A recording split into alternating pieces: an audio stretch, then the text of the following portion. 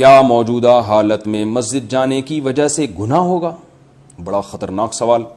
حکومت کی طرف سے مسجد میں جماعت اور جمعہ پر پابندی ہے، مگر یہاں کوئٹہ میں کوئی اس پر عمل نہیں کر رہا. نمازیوں کی تعداد میں دن بدن اضافہ ہوتا جا رہا ہے. جماعت کی نماز میں تقریباً 150 افراد شامل ہوتے ہیں. اس صورت میں ہمیں کوئی گناہ تو نہیں ہوگا؟ بلال احمد کوئٹہ سے.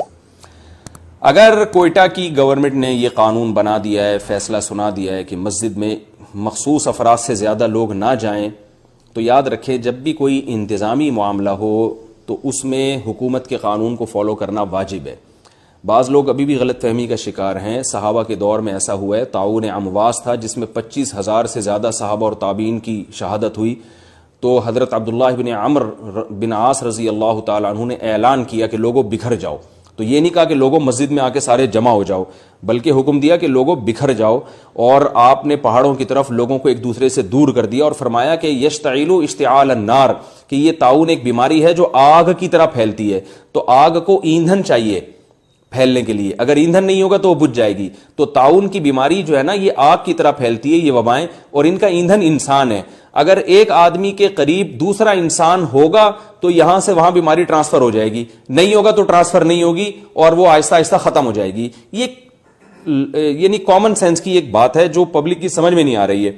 تو اس کی مثال ہے جیسے ایک لکڑی جل رہی ہے تو اس کے قریب کوئی دوسری لکڑی نہ لے کر جائیں تو یہ لکڑی جل جل کے یا تو خود ہی بجھ جائے گی یا مر جائے گی، ختم ہو جائے گی. تو یاد رکھیں جو اس کورونا وائرس میں مبتلا ہے اگر اس کے قریب کوئی دوسرا نہیں ہوگا تو یا تو وہ خود ہی بیچارہ اس کی موت واقع ہو جائے گی یا وہ ٹھیک ہو جائے گا. جب ٹھیک ہو جائے گا تو وائرس ختم ہو جائے گا. تو وہ بشرطے کہ دوسروں سے دور رہے. اگر آپ اس کو لوگوں سے قریب کریں گے تو پھر وہ ٹھیک ہو یا نہ ہو لیکن وہ دوسرے تک یہ وائرس ٹرانسفر کر دے گا اور یہ بیماری پھیلتی رہے گی. آپ کہہ سکتے ہیں کہ ٹھیک ہے بھائی جس کے بارے میں ہمیں پتہ چل جائے کہ اس میں وائرس ہے تو اس کے ہم قریب نہیں جائیں گے، اس کو مسجد میں آنے سے ہم روک دیں گے.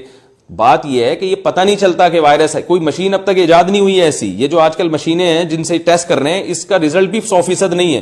بہت سے پیشنٹ کو ٹریس نہیں کر پاتی.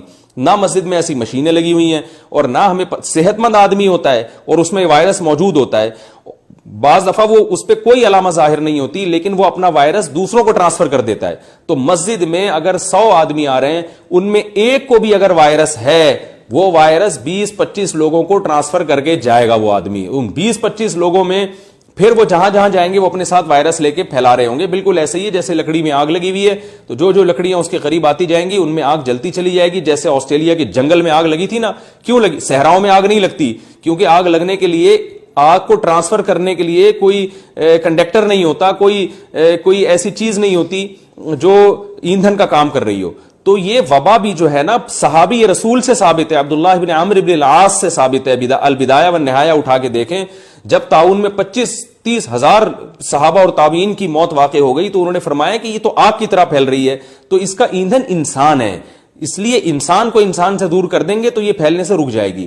اب چاہے وہ مسجد میں انسان سے ٹچ ہو یا مسجد میں انسان کے ساتھ کھڑا ہو یا وہ کسی میدان میں کھڑا ہو، ہر جگہ پھیلے گا. اللہ نے کوئی گارنٹی نہیں لی ہے کہ مسجد میں اکٹھے ہوگے تو نہیں پھیلاؤں گا اور فلاں جگہ اکٹھے ہو جاؤ گے تو پھیلاؤں گا، ایسا کچھ بھی نہیں ہے. تو اس لیے ہمیں اس موقع پر اللہ کی طرف رجوع کرنے کا حکم ہے. وہ رجوع گھر بیٹھ کے بھی ہو سکتا ہے.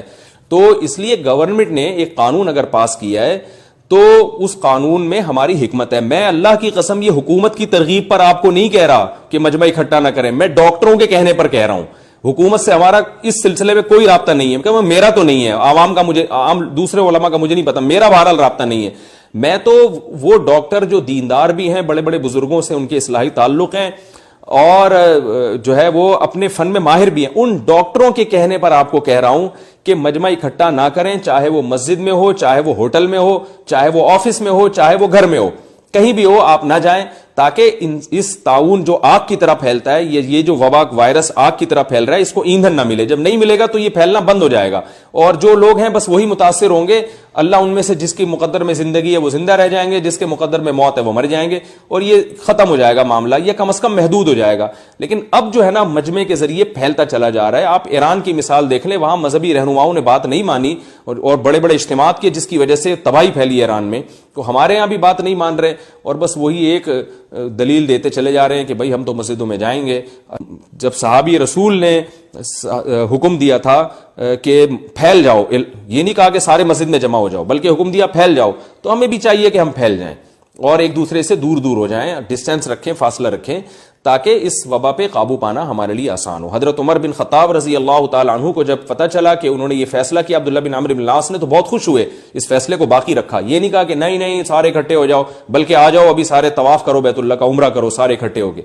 ایک اسباب اختیار کرنے کا ہمیں اللہ نے حکم دیا ہے، تو وہ اسباب ہم اختیار کریں گے.